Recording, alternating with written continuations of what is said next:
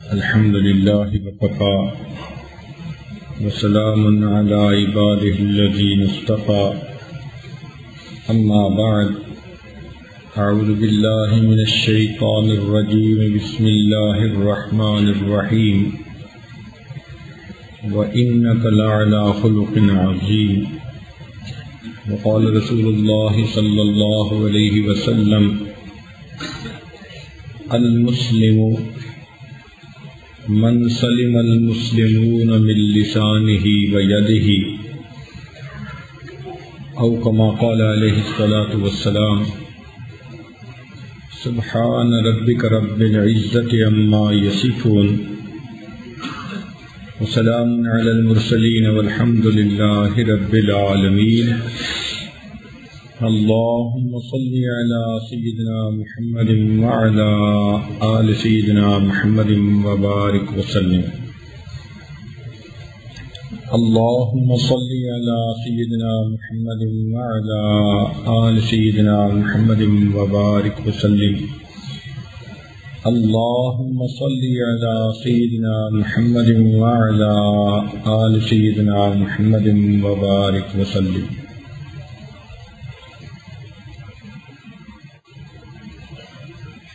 اسلام دین فطرت ہے، انسان کو پوری زندگی کی ہدایات عطا کرتا ہے، پوری زندگی گزارنے کی رہنمائی کرتا ہے. آداب کہتے ہیں ایسے طریقے اختیار کرنا کہ جن کی وجہ سے انسان خود بھی پریشانی سے بچے اور اس کے ارد گرد دوسرے لوگ بھی پریشانیوں سے بچ جائیں. ان کو آداب کہتے ہیں. تو زندگی گزارنے کے آداب سکھاتا ہے کہ وہ بندہ جس نے اللہ رب العزت کی وحدانیت کا اقرار کر لیا، نبی علیہ السلام کی رسالت پر یقین کر لیا، نبی علیہ السلام جو کچھ اللہ رب العزت کی طرف سے لے کر آئے اس کو قبول کر لیا، اب اس کی زندگی گزارنے کے کچھ اصول اور ضوابط ہیں. ان کو آداب زندگی کہا جاتا ہے. اس کی مثال یوں سمجھ لیجئے کہ دنیا ٹریفک کے قانون اس لیے بناتی ہے کہ گاڑی چلانے والا خود بھی محفوظ رہے اور دوسرے لوگ جو گاڑیاں چلا رہے ہیں وہ بھی محفوظ رہیں. تو قوانین بنائے جاتے ہیں لوگوں کی جان کی حفاظت ہو، مال کی حفاظت ہو.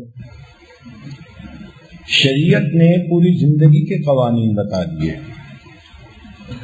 چنانچہ کتابیں پڑھیے، کھانے کا طریقہ، پینے کا طریقہ، سونے کا طریقہ، بولنے کا طریقہ، ایک دوسرے کو ملنے کا طریقہ، ایک دوسرے کے حقوق جو عائد ہوتے ہیں، ان تمام چیزوں کی تفصیل کتب کے اندر موجود ہے.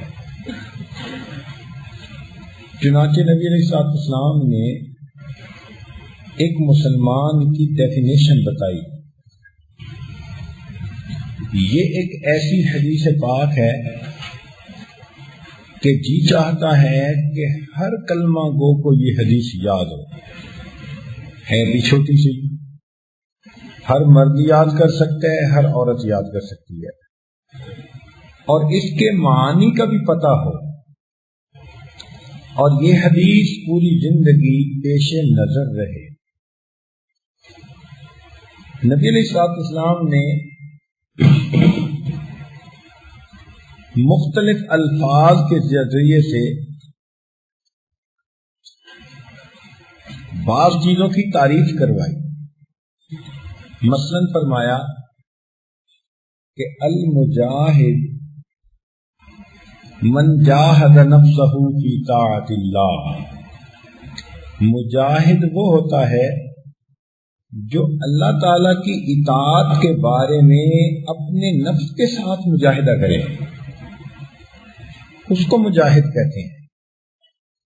پھر فرمایا المہاجر من ہاجر من الخطایا والذنوب، کہ مہاجر وہ ہوتا ہے جو گناہوں اور خطاؤں سے ہجرت کر جائے، ان کو چھوڑ دے، یہ اصل ہجرت ہے۔ اور اسی جمل میں فرمایا کہ المسلم، مسلمان وہ ہے من سلم المسلمون من لسانه الحمدللہ المسلم من سلم المسلمون من لسانه ویده، مسلمان وہ ہے کہ جس کی زبان سے اور ہاتھوں سے دوسرے مسلمان سلامتی میں ہوں۔ یہ ایک بنیاد ہے، اگر ہم اس کو پورا کر رہے ہیں تو مسلمان صحیح معنوں میں ہیں، اور اگر پورا نہیں کر رہے تو ہماری مسلمانی ہی ادھوری ہے۔ اپنے آپ کو مسلمان بنا کے رکھنا یہ چھوٹی بات نہیں ہے۔ کہنے والے نے کہا چمی گویم مسلمانم بلرزم کہ دانم مشکلات لا الارا، جب میں اپنے آپ کو کہتا ہوں کہ میں مسلمان ہوں تو میں کانپ جاتا ہوں، اس لیے کہ لا الہ الا اللہ کی مشکلات، اس کے تقاضوں کو میں جانتا ہوں۔ تو نبی علیہ الصلوۃ والسلام نے بہت سادہ لفظوں میں، آسان لفظوں میں مسلمان کی ڈیفینیشن بتا دی کہ مسلمان کون ہوتا ہے۔ فرمایا کہ جس کی زبان سے اور جس کے ہاتھوں سے دوسرے مسلمان سلامتی میں رہیں، یعنی ان کو تکلیف نہ پہنچے، ایذا نہ پہنچے۔ اب اس میں زبان کا تذکرہ پہلے اور ہاتھوں کا تذکرہ بعد میں، اور باقی اعضاء کا تذکرہ نہیں کیا، اس لیے کہ عام طور پر انسان اپنے قول اور فعل سے دوسرے کو تکلیف پہنچاتا ہے، تو قول زبان سے صادر ہوتا ہے اور اکثر فعل وہ ہاتھوں سے صادر ہوتے ہیں، اور باقی اعضاء ان کے ضمن میں آ جاتے ہیں۔ پھر ان دونوں میں سے بھی زبان کا تذکرہ پہلے کیا، اس کی کچھ وجوہات ہیں۔ مثال کے طور پر انسان ہاتھوں سے جو تکلیف پہنچاتا ہے تو اس کے موقع کم آتے ہیں۔ 24 گھنٹے تو دوسرے کے گربان نہیں پکڑ کے کھڑا ہوتا، لیکن زبان سے دوسرے کا دل دکھانے کے موقع بہت زیادہ۔ جب چاہا زبان سے ایک فکرہ بول دیا اور یہ دوسرے کے دل میں جا کر ایسے چبھا کہ اس کو چیر کے رکھ دیا۔ پھر غور کیجئے کہ انسان دن میں ہاتھوں سے کسی کو تکلیف پہنچائے گا، رات اپنے گھر میں ہوگا، لوگ امن میں ہوں گے، مگر زبان یہ وہ تلوار ہے جو دن میں بھی چلتی ہے، رات میں بھی چلتی ہے، اپنے گھر بیٹھ کے بھی چلتی ہے، اور انسان زبان سے ایسی باتیں کرتا ہے کہ دوسرے کا دل دکھاتا ہے۔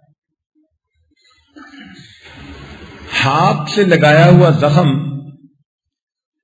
جلدی مندمل ہو جاتا ہے، زبان سے جو زخم لگا دیا جائے وہ کبھی بھی مندمل نہیں ہوتا، بہت گہرا ہوتا ہے۔ زبان ان رشتوں کو بھی کاٹ دیتی ہے جو رشتے انسان تلوار کے ذریعے سے بھی نہیں کاٹ سکتا۔ غصہ آیا، 2 بھائیوں نے بولنا بند کر دیا۔ اب یہ بھائیوں کا رشتہ ایسا تھا کہ یہ تلوار اور کینچی سے کٹ نہیں سکتا تھا، مگر زبان کے 2 بول اور ایک دوسرے سے بول چال ختم۔ تو معلوم ہوا کہ زبان کا نقصان ہاتھ کی نسبت بہت زیادہ ہے۔ پھر ہاتھ سے نقصان پہنچانے میں مشقت لگتی ہے، اور زبان سے تو کوئی مشقت ہی نہیں۔ ایک بچہ بھی نقصان پہنچا سکتا ہے، عورت بھی نقصان پہنچا سکتی ہے۔ ہاتھ سے تو نقصان پہنچائے گا نا جب دوسرے سے زیادہ طاقتور ہوگا، اور اگر اگلا طاقتور ہوا تو الٹا دو اپنے منہ پہ لگ جائیں گی۔ لیکن زبان سے انسان جس کو چاہے دل دکھا سکتا ہے۔ پھر ہاتھوں سے انسان نقصان پہنچاتا ہے اس بندے کو جو سامنے موجود ہو، مگر زبان سے نقصان پہنچانے کے لیے، تکلیف پہنچانے کے لیے سامنے ہونا کوئی ضروری نہیں، غائب کو بھی نقصان پہنچا سکتا ہے، بلکہ اپنے پچھلوں کو بھی نقصان پہنچا سکتا ہے، ایذا پہنچا سکتا ہے۔ چنانچہ انسان غیبت کرتا ہے گزرے ہوئے لوگوں کی، ان کو دکھ دیتا ہے، جبکہ زبان کے بجائے ہاتھ سے انسان ان کو کوئی دکھ نہیں پہنچا سکتا۔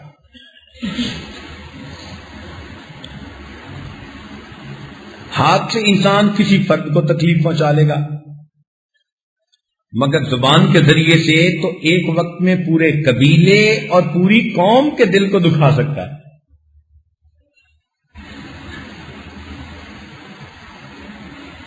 تو اس لیے نبی علیہ الصلوۃ والسلام نے زبان کو مقدم فرمایا اور فرمایا کہ من سلم المسلمون من لسانہ و یدہ۔ یہ جو ہم دوسروں کو دکھ پہنچاتے ہیں اس کے 7 درجے ہیں۔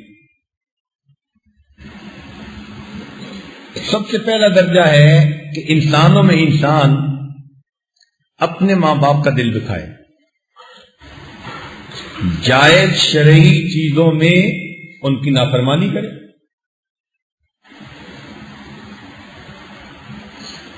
بعض نوجوان ضدی طبیعت کے ہوتے ہیں،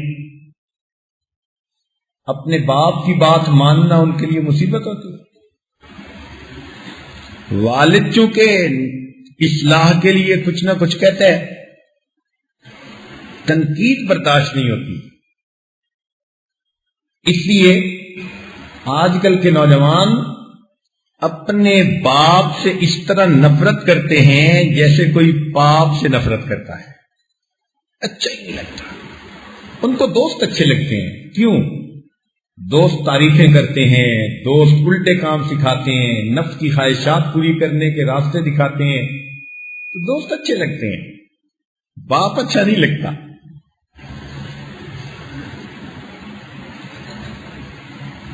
ایسی بچیاں جوان العمر ہو جاتی ہیں، اپنی ماں کے ساتھ ضد کرتی ہیں، ماں کے سامنے بولتی ہیں، گھر کے کام کرنا ان کو مصیبت نظر آتا ہے۔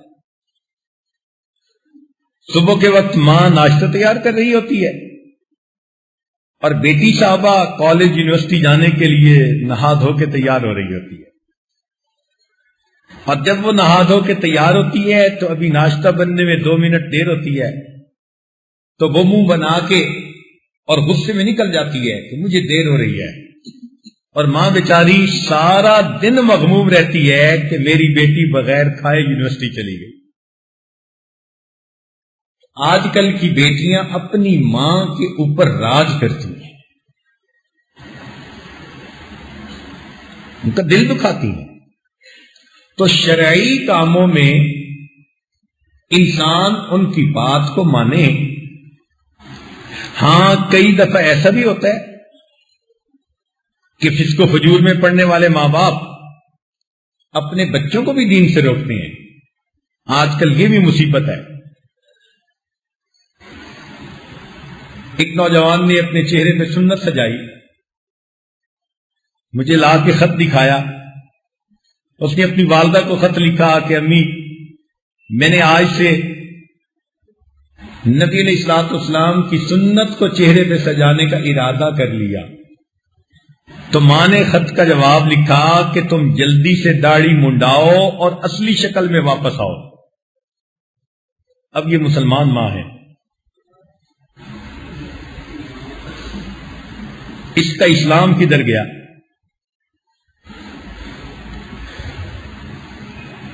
ایک بچی جو پردہ کرنے والی بنی، نیک بن گئی، اب اس کے ماں باپ کو اس کے ساتھ اسی وجہ سے ناراضگی تھی کہ یہ برقع کیوں کرتی ہے۔ خط میں اس نے لکھا کہ قریبی عزیزوں کی شادی تھی، سارے گھر والے گئے، میں بھی برقع پہن کر گاڑی میں بیٹھنے لگی تو ابو نے کہا میرے ساتھ گاڑی میں بیٹھنے ہیں تو برقع اتارو، نہیں اتارنا تو گاڑی میں نہیں بیٹھ سکتے۔ سارے گھر والے مجھے گاڑی سے اتار کر اکیلے کھڑے چھوڑ کر شادی میں چلے گئے۔ یہ مسلمان ماں باپ ہیں جو بیٹیوں کو پردے سے منع کرتے ہیں اور بیٹوں کو سنتیں سجانے سے منع کرتے ہیں۔ ایسی صورتحال میں لا طاعت المخلوق لمعصیت الخالق، اللہ تعالی کی معصیت میں مخلوق کی کوئی اتباع نہیں کرنی ہوتی، اطاعت نہیں کرنی ہوتی۔ اگر ماں باپ ایسا کہیں گے تو وہ اپنے مقام سے خود ہی گر جائیں گے۔ ہاں، جہاں تک شرعی معاملات ہیں، اب والد نے کہا بیٹے سکول جایا کرو پابندی کے ساتھ، محنت کرو، بچہ دوستی میں لگ گیا، نہ کالج جاتا ہے نہ ٹیوشن پڑھتا ہے، ماں باپ کو بھی دھوکے میں رکھتا ہے۔ ماں باپ نے ٹیوشن لگا کر دی تو ٹیوشن والے استاد سے بھی دوستی کر لی اور گپوں میں وقت گزار دیا، سال کے اخیر پر پتہ چلا کہ وقت ضائع کرتا رہا۔ اور جب ماں باپ نے کہا کہ بیٹے تم نے وقت ہی ضائع کیا، تو آگے سے جواب دیتا ہے کہ میں نے پڑھنا ہی نہیں۔ اب جو بچہ اس طرح کا برتاؤ کرے گا یہ ماں باپ کا دل دکھائے گا، اور ماں باپ کا دل دکھانا یہ سب سے بڑا گناہ ہے۔ لہذا کوئی عمل ایسا نہ کیا جائے کہ ماں باپ کا دل دکھے، بلکہ کوشش کی جائے کہ ان دنیاوی امور میں ان کا دل خوش ہو، ان کے ساتھ تعلق ایسا رکھا جائے کہ ان کا دل جیت لیا جائے، ان کی دعائیں لی جائیں۔ اس بات کو ہمیشہ پیش نظر رکھیں۔ چنانچہ جو انسان اپنے استاد کی دعائیں لے گا، علمی فیض اس کا بہت پھیلے گا۔ جو ماں باپ کی دعائیں لے گا، اللہ اس کے رزق میں بہت برکت عطا فرمائے۔ تو رزق کی برکت ماں باپ کی دعا کے ساتھ اور علم کی برکت پیر استاد کی دعا کے ساتھ۔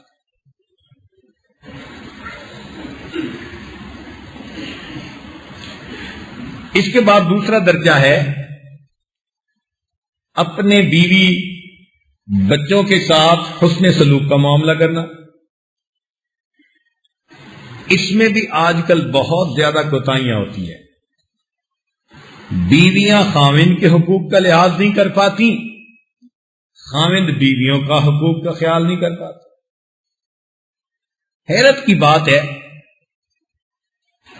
کہ کئی مرتبہ بیوی بھی دیندار، خاوند بھی دیندار، اور ذرا سی بات پہ بس غصے میں آ کے سب کیے کرائے پہ پانی پھیر دیتے ہیں۔ نبی علیہ السلام نے ارشاد فرمایا کہ عورتوں کو میں نے جہنم میں بہت زیادہ دیکھا۔ اس کی وجہ کیا تھی؟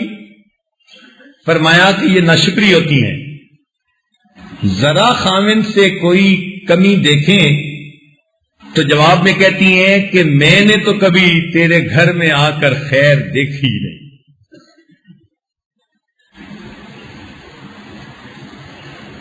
اس ایک فکرے کے بولنے کی وجہ سے اس خاوند کی ساری زندگی کی جو بھلائی تھی، اچھائی تھی، اس پر پانی پھیر دیا۔ اور کئی مرتبہ خاوند بھی آگے سے ایسے کر دیا، کسی بات سے غصہ آ گیا، اب بیوی کو کہا 10 سال سے شادی ہوئی اور میں 10 سال سے پریشانی کی زندگی گزار رہا، سب کیے کرائے پہ پانی پھیر دیا۔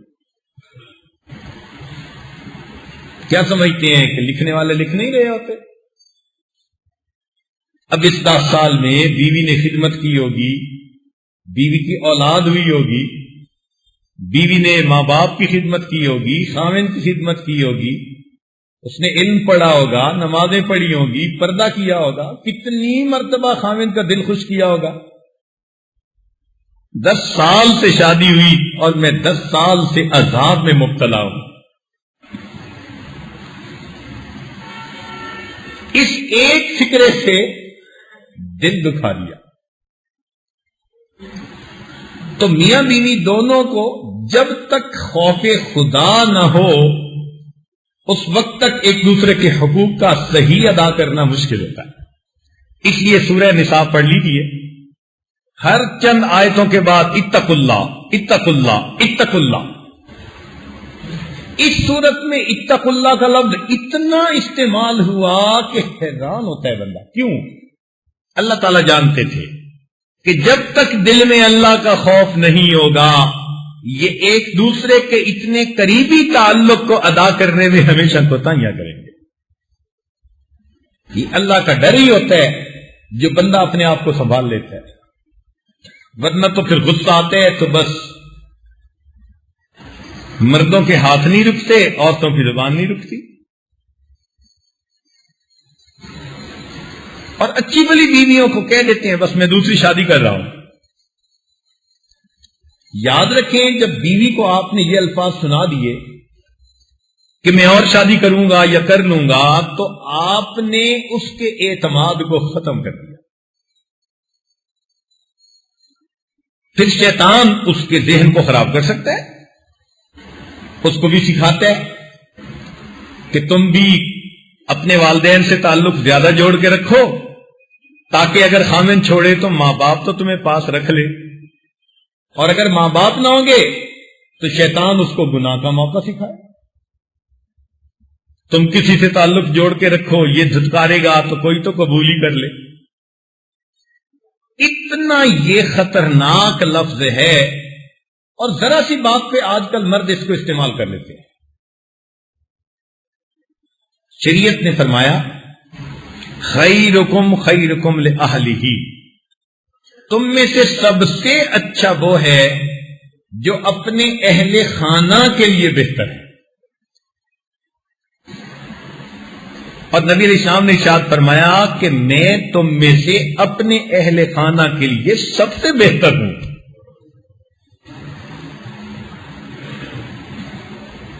یہ نبی علیہ السلام کی مبارک زندگی۔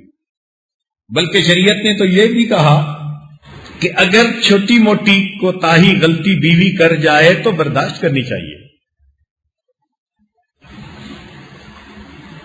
چنانچہ ایک صحابی حاضر ہوئے، اے اللہ کے نبی جب ہم مکہ میں تھے تو اہل مکہ عورتوں کے اوپر غالب تھے، ہم مدینے میں آئے تو مدینے کے لوگ اپنے عادات اخلاق میں ذرا تحمل مزاج ہیں تو بیویاں چڑھ جاتی ہیں سر پہ۔ تو بات ایسی ہوتی ہے۔ حضرت اکبر ثانوی رحمۃ اللہ فرماتے ہیں کہ جو نیک لوگ ہوتے ہیں نا ان کی بیویاں 1.5 قسم ہوتی ہیں، ان کو تسلی ہوتی ہے اچھا بندہ ہے، تو وہ کئی دفعہ ناز میں بدتمیزی بھی کر جاتی ہیں، مگر شریعت نے اس بدتمیزی کے برداشت کرنے پر بھی اجر بتایا۔ سنیے، ایک مرتبہ نبی علیہ السلام اور سیدہ عائشہ صدیقہ رضی اللہ تعالی عنہا کے درمیان کسی بات پہ بات بڑھ گئی۔ اب میاں بیوی کا تعلق ہے، اللہ تعالی کی شان کے ادھر سے صدیق اکبر لانو آ گئے، تو نبی علیہ السلام نے فرمایا کہ چلو ابو بکر کو ہم منصف بنا لیتے ہیں، یہ ہمارا فیصلہ کر دیں گے۔ تو جیسے ہی نبی علیہ السلام نے فرمایا کہ منصف بناتے ہیں تو عائشہ صدیقہ رضی اللہ عنہا نے کہا کہ ہاں آپ سچی سچی سب بات بتا دیں۔ تو جب انہوں نے کہا نا سچی سچی سب بات بتا دیں تو صدیق اکبر رضی اللہ عنہ کو غصہ آیا، وہ باپ تھے، انہوں نے عائشہ صدیقہ کے ایک تھپڑ لگایا، کہا تو کیا سمجھتی ہے کہ اللہ کے نبی کوئی غلط بات کریں گے؟ اب ان کو جو تھپڑ پڑا تو وہ نبی علیہ السلام سے پیچھے آ کے چھپ گئی کہ ابو کہیں اور دو چار نہ لگا دے. تو نبی علیہ السلام نے فرمایا ابو بکر ہم نے تمہیں منصف بنایا تھا، تمہیں سزا دینے والا تو نہیں بنایا تھا، لہذا ہم اب میاں بیوی آپس میں طے کر لیں گے، آپ جاؤ. جب وہ چلے گئے تو نبی علیہ السلام نے مسکرا کر دیکھا اور فرمایا عائشہ دیکھ باپ سے تجھے میں نے بچایا ہے نا. یہ نبی علیہ السلام کا عمل ہے.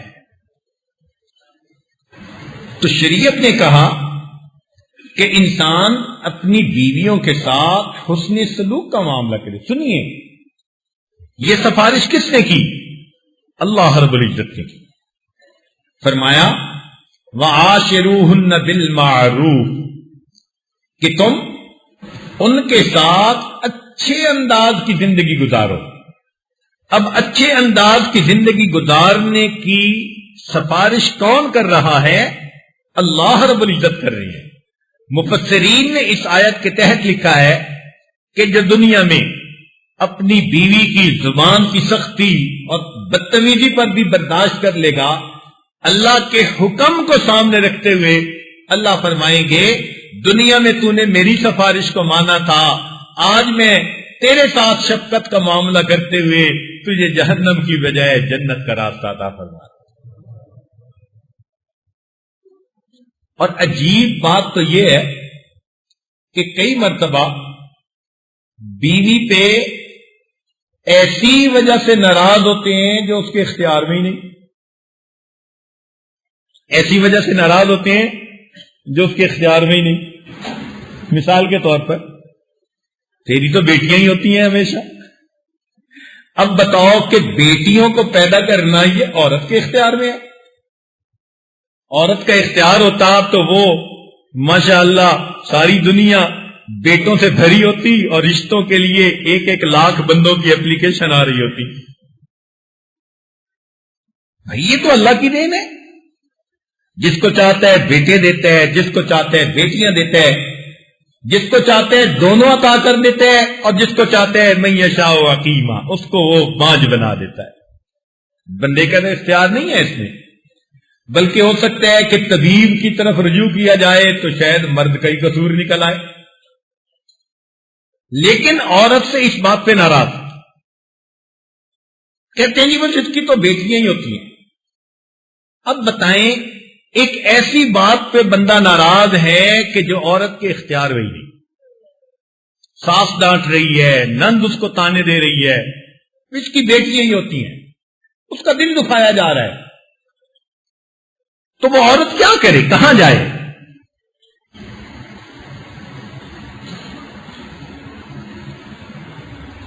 تو میاں بیوی کا یہ معاملہ اتنا قریب کا ہے کہ اللہ تعالی کا خوف دل میں ہو پھر انسان اس حق کو صحیح طرح ادا کر سکتا ہے.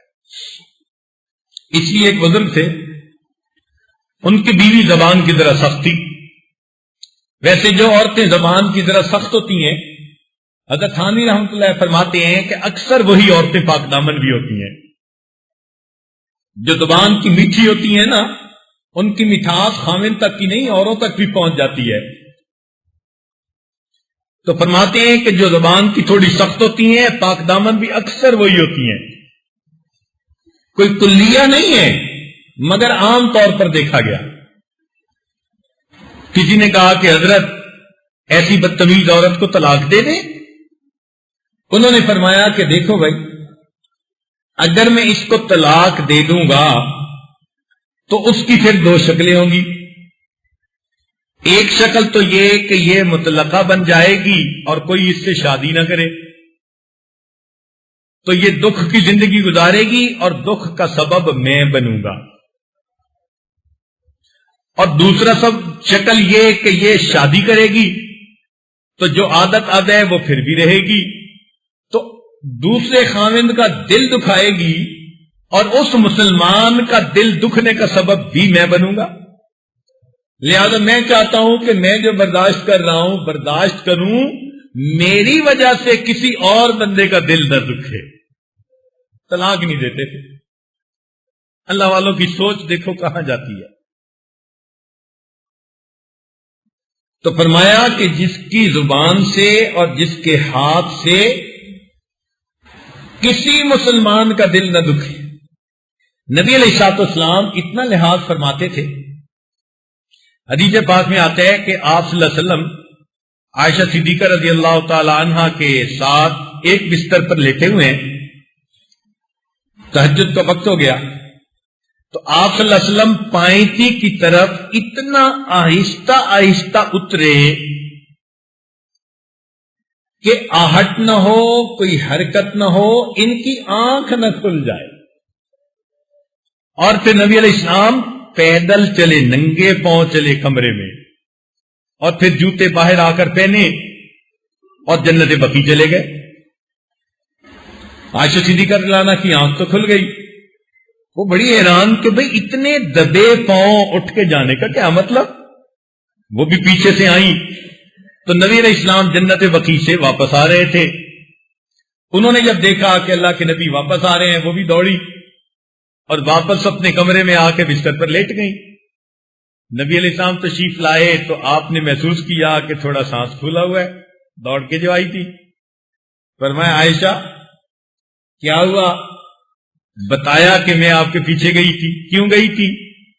اللہ کے نبی آپ اتنا خاموش اور بڑے دبے انداز سے جو یہاں سے نکل کر گئے. تو فرمایا کہ عائشہ میں نے اس لیے طریقہ اختیار کیا کہ میری وجہ سے تمہاری نیند میں خلل نہ آ جائے. اب اندازہ لگائیے، اللہ کے پیارے محبوب صلی اللہ علیہ وسلم فرماتے ہیں میری وجہ سے تمہاری نیند میں خلل نہ آ جائے.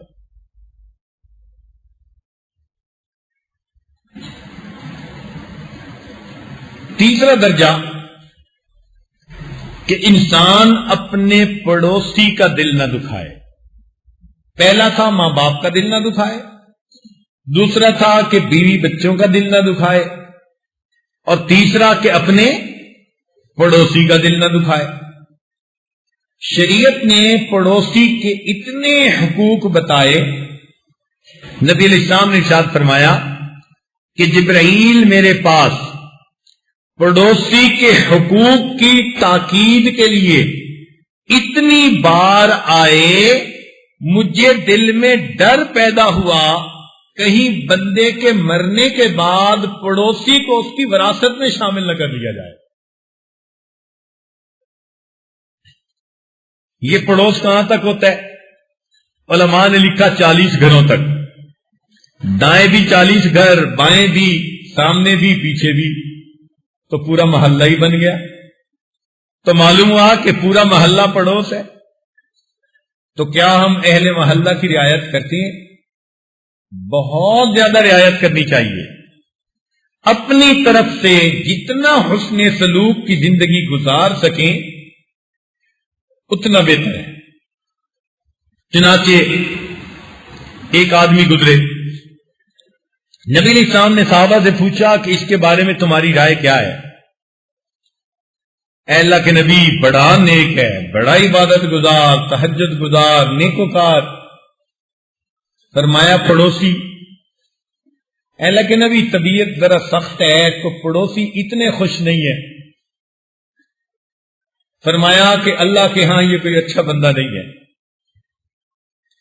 تھوڑی دیر میں ایک دوسرا بندہ گزرا. نبی علیہ السلام نے فرمایا اس کے بارے میں کیا رعایت، کیا تم اپنے کمنٹس دیتے ہو؟ اے اللہ کے نبی بس فرض واجب پورے کرتا ہے، کوئی زیادہ اتنا نیکی کا شوق تو ہم نے دیکھا نہیں کہ راتوں کو جاگتا ہو، بڑے اعمال کرتا ہو. فرمایا پڑوسیوں کے ساتھ. اے اللہ کے نبی بڑا اچھا رکھ رکھاؤ ہے اور پڑوسیوں کا دل اس سے بہت زیادہ خوش ہیں. فرمایا میں تمہیں بتاتا ہوں کہ یہ آدمی بالآخر جنت میں جائے گا. تو جو انسان اچھے رکھ رکھاؤ والا ہو، اچھے اخلاق والا ہو، پڑوسی خوش ہوں، اللہ کے بندے اس سے خوش ہوں، اللہ رب العزت بھی اس بندے سے خوش ہو جاتے. تو ہمیں بھی اپنے پڑوسیوں کی رعایت کرنی چاہیے. اس کا احساس ہمیں اس دن ہوگا، حدیث پاک میں آتے ہیں کہ اللہ تعالیٰ ایک بندے کو بلا کر فرمائیں گے اے میرے بندے میں بھوکا تھا، تو نے مجھے کھانا نہیں کھلایا. میں پیاسا تھا تو نے مجھے پانی نہیں پلایا، میں بیمار تھا تو نے میری بیمار کرسی نہیں کی، تو وہ بندہ بڑا حیران ہوگا، کہے گا اللہ آپ کھانے پینے بیمار ہونے سے منزہ اور مبرہ ہیں، یہ کیسے ہوا؟ اللہ تعالیٰ فرمائیں گے فلاں دن تمہارے پڑوسی بھوکے تھے، اگر تم ان کو کھانا کھلاتے ایسا ہی ہوتا جیسے تم نے مجھے کھانا کھلایا ہوتا، تو ان کو پانی پلاتا ایسے ہی ہوتا تو نے مجھے پانی پلایا ہوتا، اس کی تیمارداری کرتا ایسے ہی ہوتا جیسے تو نے میری بیمار پرسی کی ہوتی۔ اس دن احساس ہوگا کہ اللہ رب العزت کے ہاں اس کا کیا مقام ہے۔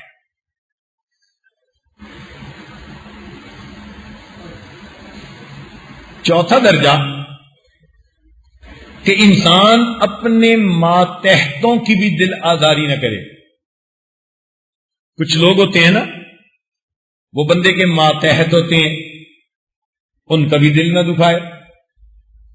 اچھا یہاں ایک بات سمجھ لیجئے کہ ایک ہوتا ہے سمجھانا، ڈانٹ ڈپٹ کرنا اصلاح اور تربیت کی خاطر، وہ ایک الگ بات ہے، اس کی شریعت نے 100% اجازت دی۔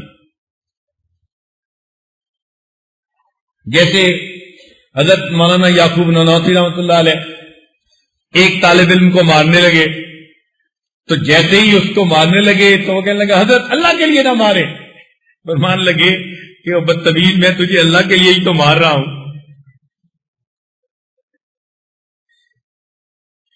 تو اصلاح اور تربیت کے لیے سرزنش کرنا، سمجھانا، ناراض ہونا یہ الگ بات ہے، دل دکھانا یہ الگ چیز ہے۔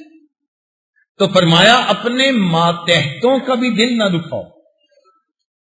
جیسے کچھ لوگ فیکٹری ہیں، بزنس ہے، تو اپنے ماتحتوں کے ساتھ بہت برا سلوک کرتے ہیں، ایسا نہیں کرنا چاہیے، محبت پیار کا سلوک رکھنا چاہیے،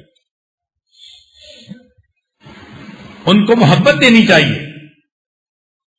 چنانچہ نبی علیہ السلام نے ارشاد فرمایا کہ جو بندہ اپنے ماتحتوں کا دل دکھائے گا فَأَنَا حَجِيجُهُ يَوْمَ الْقِيَامَةِ، میں قیامت کے دن اس ماتحت کا وکیل بن کر اس کو اس کا حق دلواؤں گا۔ اب سوچئے ذرا، اللہ کے پیارے محبوب صلی اللہ علیہ وسلم فرما رہے ہیں انا حجیجہ یوم القیامہ، میں قیامت کے دن اس کا اٹارنی بنوں گا اور میں اس بندے کو اس کا حق دلواؤں گا۔ اس لیے ایک آدمی تھا، اپنے ماتحتوں کے ساتھ بہت حسن سلوک کے ساتھ رہتا تھا، پیار محبت کے ساتھ۔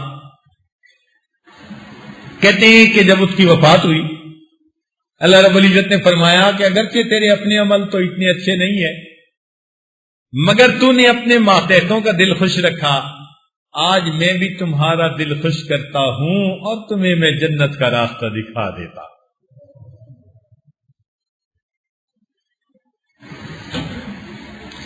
پانچویں بات کہ انسان کسی مسلمان کا بھی دل نہ دکھائے۔ اب ذرا توجہ فرمائیے، ماں باپ کا دل نہ دکھائے، بیوی بچوں کا دل نہ دکھائے، بھائی بہن پڑوسی کا دل نہ دکھائے، اور پھر اس کے بعد ماتحتوں کا دل نہ دکھائے، اور پھر پانچویں بات فرمائی کہ کسی بھی مسلمان کا دل نہ دکھائے۔ شریعت کا حسن دیکھیے کہ عامت المسلمین کے بارے میں فرمایا کہ تم کسی کا دل نہ دکھاؤ۔ چنانچہ اب اس کا اندازہ اس سے ہوتا ہے کہ نبی علیہ السلام نے فرمایا کہ کل المسلم علی المسلم حرام دمہ و مالہ و عرضہ، مسلمان کا مال،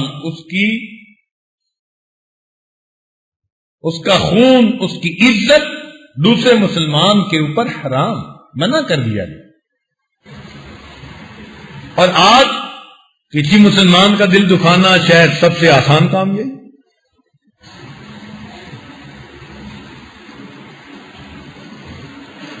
تو شریعت نے ہمیں اس بات سے منع فرمایا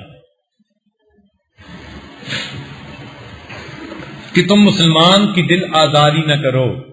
اب ذرا دیکھیے کہ نبی علیہ الصلوۃ والسلام نے کہاں تک تاکید فرمائی۔ فرمایا کہ جو آدمی کچا پیاز کھائے جب تک اپنے منہ کو صاف نہ کرے تب تک مسجد میں مت آئے۔ کیوں منع کیا جا رہا ہے؟ اس لیے کہ اس کے منہ کی بدبو سے دوسرے مسلمانوں کو تکلیف پہنچے گی۔ فرمایا کہ تم نے مسجد میں آنے خذوا زینتکم عند کل مسجد، زینت اختیار کرو، صاف ستھرے ہو کر خوشبو لگا کر مسجد میں آؤ تاکہ دوسرے مسلمانوں کو تکلیف نہ پہنچے۔ اور آج جس بندے کو نزلہ لگا ہو نا، بس ذرا دیکھا کریں، بڑی محفل میں بیٹھ کے ناک صاف کرے گا اور اس کو اتنا بھی احساس نہیں ہوتا کہ دوسرے لوگوں کو کتنی کراہت ہو رہی ہوتی ہے، بار بار ناک صاف کرے گا۔ اور بڑی محفل میں بھئی آپ ذرا 2 قدم اٹھ کے ایک طرف ہو جائیں، آپ اپنی ناک صاف کر لیں، لیکن نہیں، سکھایا کسی نے نہیں، محفل میں بیٹھ کے ایسا کرتے ہیں، گندے کپڑوں کے ساتھ مسجد میں آتے ہیں۔ شریعت نے یہاں تک رعایت فرمائی، سنیے اور دل کے کانوں سے سنیے۔ فقہا نے لکھا ہے کہ جس بندے کو برس کی بیماری ہو، سفید داغ کی، اور سفید داغ ایسے ہو کہ دیکھ کے کراہت ہوتی ہو، اس کو چاہیے مسجد میں جماعت کی نماز پڑھنے کی بجائے گھر میں اکیلا پڑھ لے، اللہ اس کو جماعت کا ثواب وہی عطا فرما دے گا۔ لوگ دیکھیں گے، ان کو کراہت ہوگی، ان کو کراہت سے بچاؤ۔ اس سے اندازہ لگاؤ کہ شریعت نے دوسروں کا، مسلمانوں کا دل دکھانے کی کتنی رعایت فرمائی۔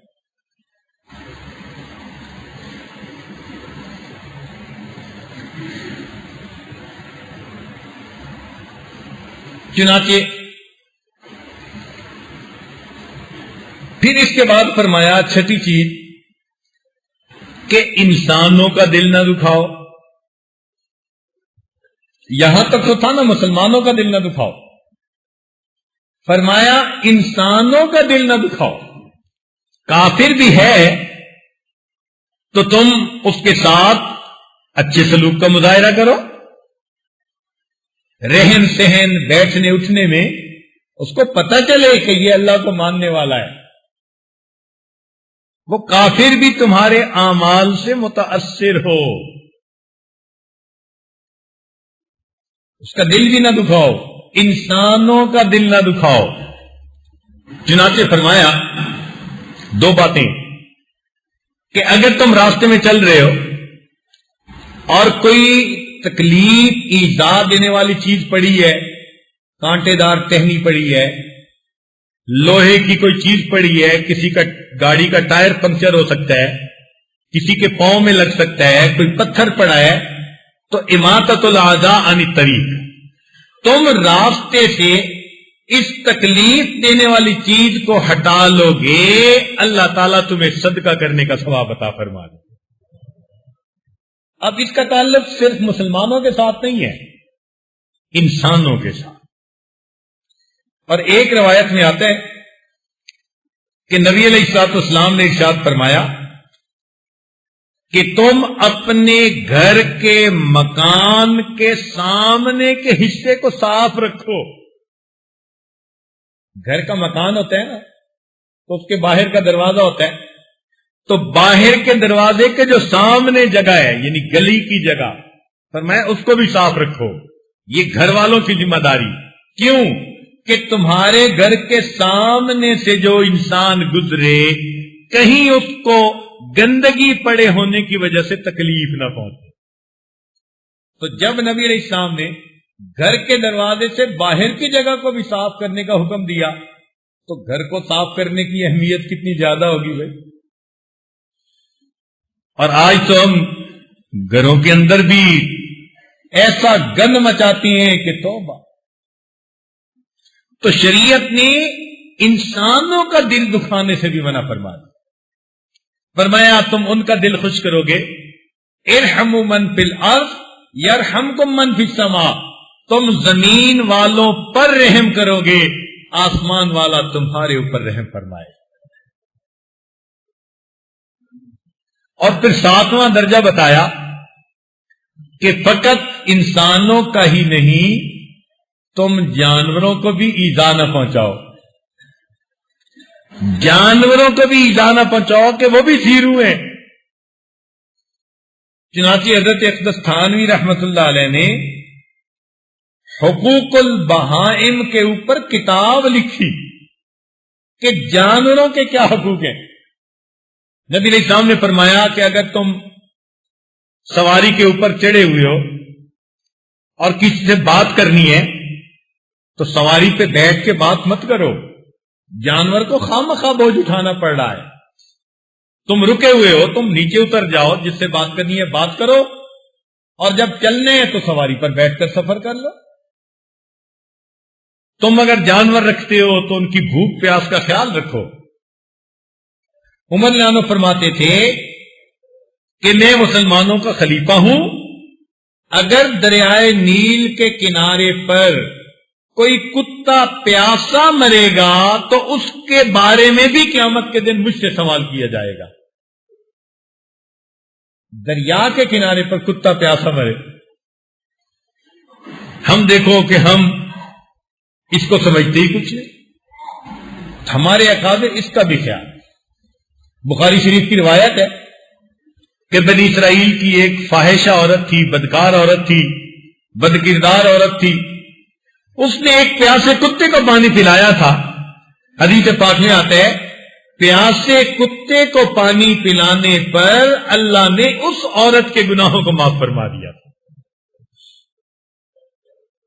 تو ہمارے اکابر تو جانداروں کی بھی تکلیف کا خیال رکھتے تھے. تو جو جانوروں کو تکلیف سے بچاتے ہوں تو انسانوں کے بارے میں کتنے محتاط ہوتے ہوں گے.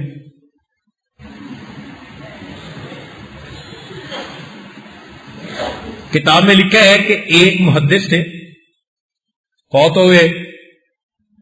کسی نے خواب میں دیکھا تو پوچھا کہ حضرت کیا بنا؟ فرمایا اللہ تعالیٰ نے مغفرت کر دی. انہوں نے کہا مغفرت تو ہونی تھی، آپ نے حدیث پڑھائی اور آپ نے اس قدر دین کی خدمت کی. کہنے لگے نہیں، اس وجہ سے مغفرت نہیں ہوئی، ایک ایسے عمل کی وجہ سے مغفرت ہوئی جو مجھے یاد ہی نہیں تھا. تو وہ کیا؟ فرمانے لگے میں ایک مرتبہ بیٹھا حدیث لکھ رہا تھا تو میں نے اپنی قلم دوات میں ڈالی سیاہی لگانے کے لیے. جیسے ہی قلم باہر نکالی تو ایک مکھی اس کے اوپر آ کر بیٹھ گئی، اور میں نے دل میں سوچا کہ یہ پیاسی ہوگی، اس کو پیاسی کو یہ سیاہی پینے دو. میں نے ایک لمحے کے لیے ہاتھ کو روکا، وہ مکھی اڑ کے چلی گئی. اللہ تعالیٰ نے فرمایا تو نے ایک مکھی کی پیاس کو بجھایا تھا، میں تجھے قیامت کے دن کی پیاس سے امن عطا فرما دیتا. اب آپ بتائیے کہ مکھی کی پیاس پر بھی بخشش ہوتی ہے. اللہ اکبر کبیرہ. کیا خوبصورتی ہے اس دین اسلام کی، کیا حسن و جمال ہے اس دین اسلام کا. کتنا پیارا دین اللہ رب العزت نے ہمیں عطا فرمایا. رضیت باللہ ربا وبمحمد النبی وبالاسلام دینا. ہم اللہ سے راضی ہیں، اس نے ہمیں کتنا زندگی گزارنے کا پیارا طریقہ عطا فرمایا جہاں جانوروں کے حقوق کا خیال کیا جاتا ہے. حضرت خواجہ واقف باللہ رحمت اللہ علیہ کے بارے میں آتا ہے کہ سمرقند کے رہنے والے تھے، اور سمرقند میں سردی بہت زیادہ ہوتی ہے، یخ ٹھنڈی ہوائیں چلتی ہیں. آپ ایک رات تہجد میں اٹھے، آپ نے مصلی پہ تہجد کے نوافل پڑھے اور ٹھٹر رہے تھے، سردی سے، تو نوافل پڑھنے کے بعد بھاگے اپنے بستر کی طرف کہ میں بستر میں لحاف میں ذرا گھس کے سردی سے اپنے آپ کو بچاؤں۔ جب قریب آئے تو دیکھا کہ ایک بلی ان کے بستر میں گھس گئی تھی، تو خیال آیا کہ بلی کی نیند خراب ہوگی، چنانچہ یہ مصلی پر بیٹھ کر ٹھٹرتے رہے۔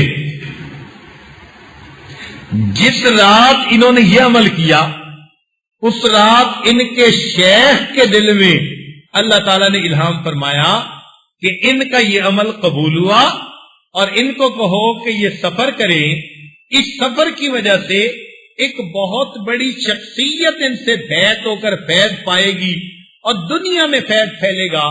چنانچہ شیخ کے حکم پر خواجہ باقبیلہ رحمت اللہ علیہ وہاں سے سفر کر کے دہلی آئے، اور یہاں امام ربانی حضرت مجدد الافسانی رحمت اللہ علیہ ان سے بیعت ہوئے۔ ایک بلی کے آرام کا خیال رکھنے پر اللہ نے ایسا ان کو شاگرد عطا فرمایا۔ تو اگر ان جانوروں کا لحاظ کرنے پر اتنی رحمتیں ہیں، تو انسانوں کا لحاظ کرنے پر، مسلمانوں کا لحاظ کرنے پر، مسلمان بھی، رشتہ دار بھی ہوں، قریبی بھی ہوں، ماں باپ، بہن بھائی، بیوی بچے، دوست احباب، ان کی رعایتیں کرنے پر اللہ کی طرف سے کیا انعام ملے گا۔ لہذا اچھا انسان وہی جو کسی کا دل نہ دکھائے، اچھا انسان وہی جو کسی کا، بس اس اجتماع کا نچوڑ اس بات کو سمجھ لیجئے کہ آج کے بعد ہم نے ایسی زندگی گزارنی ہے، ہمارے قول سے، فعل سے اللہ کی کسی مخلوق کو تکلیف نہ پہنچے۔ اگر ہم نے ایسا سیکھ لیا، آپ سمجھ لیں کہ ہم صحیح معنوں میں مسلمان بن گئے۔ اللہ تعالیٰ ایسی زندگی گزارنے کی توفیق عطا فرمائے، اور اس کے بدلے ہمیں قیامت کے دن کی ذلت و رسوائی سے محفوظ فرمائے۔ وآخر دعوانا ان الحمد للہ رب العالمین۔